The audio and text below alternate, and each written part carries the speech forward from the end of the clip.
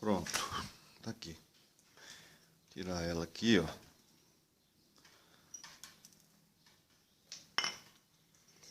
Tá vendo? A correia é essa daqui.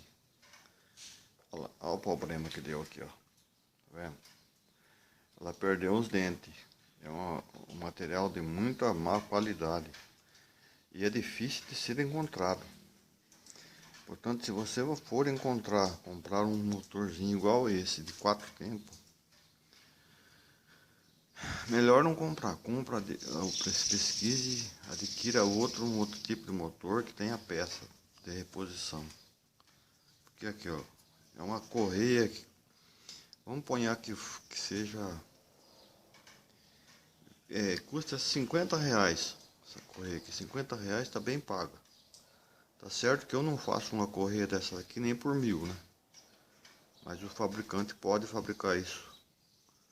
E essa correia não é muito difícil de ser encontrada.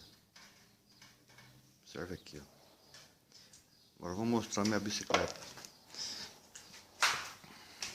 O local tá um pouco escuro.